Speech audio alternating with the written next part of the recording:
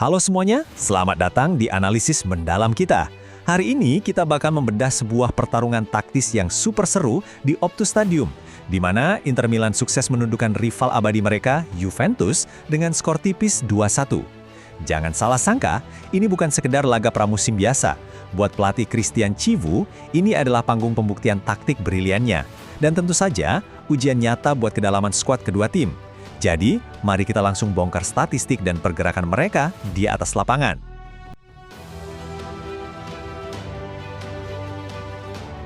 Analisis kali ini ada 4 hal utama yang bakal jadi fokus kita. Pertama, kita lihat bagaimana dominasi Inter atas Juventus. Kedua, kita bedah peran Di Marco yang jadi bek sayap mematikan. Ketiga, ada sosok Diop sang senjata rahasia. Dan terakhir, kita bahas sinyal bahaya yang dikirim Inter menuju perburuan Scudetto musim ini.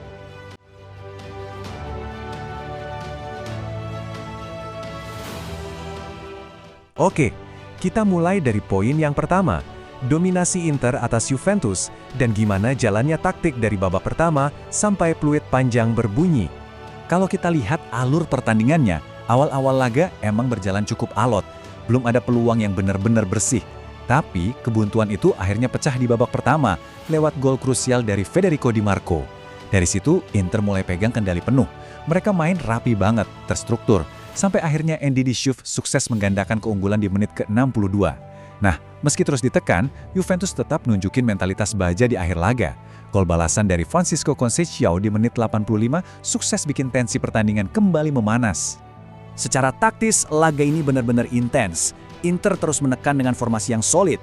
Bayangin aja, ada tendangan voli keras dari Barella dan tendangan bebas melengkung dari Calhanoglu yang super berbahaya. Tapi ya, berhasil digagalkan dengan gemilang sama Michele Di Gregori di bawah Mister Gawang. Juventus juga nggak tinggal diam. Serangan balik mereka cukup mematikan.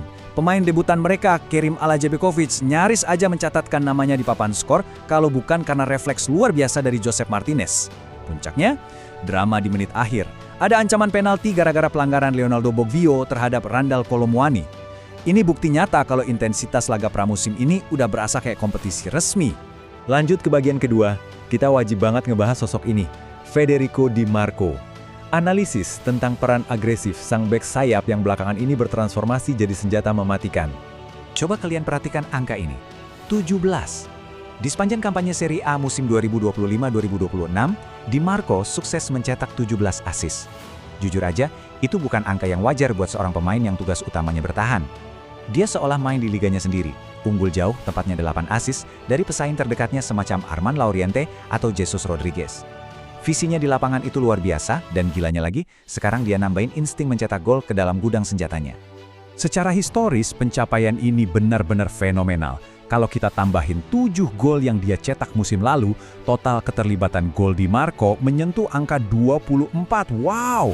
Angka ini sukses melampaui rekor gila milik Alejandro Grimaldo dengan 23 keterlibatan gol di musim 2023-2024. Faktanya nih, rekor ini otomatis menobatkan Di Marco sebagai bek paling produktif dalam satu musim di 5 liga top Eropa selama 20 tahun terakhir.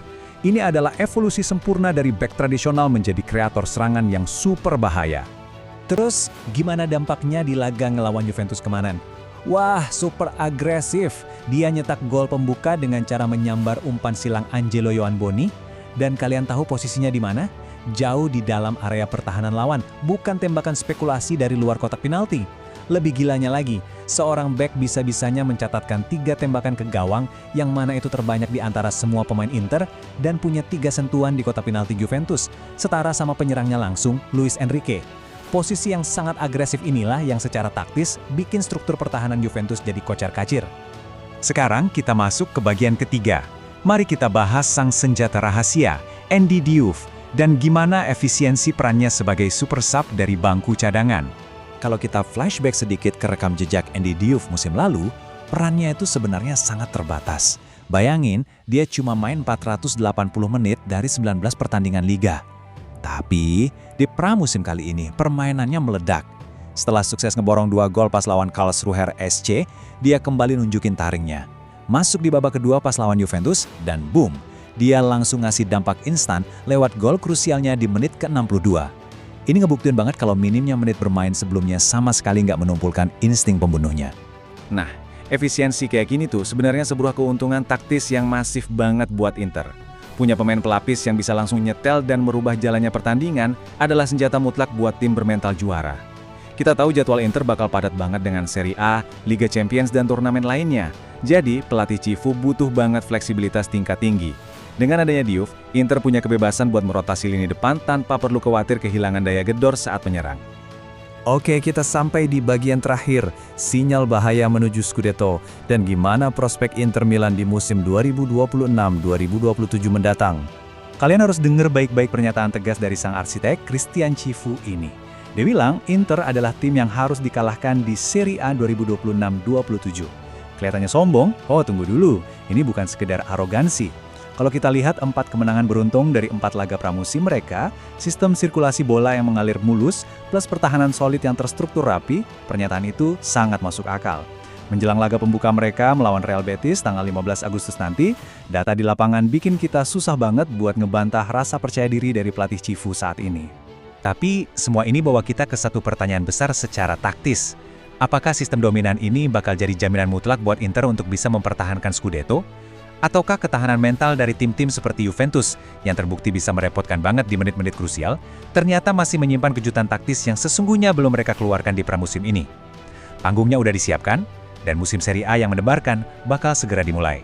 Terus pantau detail-detail taktis di lapangan, karena disitulah pertandingan yang sebenarnya dimenangkan. Terima kasih udah ngikutin analisis hari ini, dan sampai jumpa di penjelasan mendalam kita selanjutnya.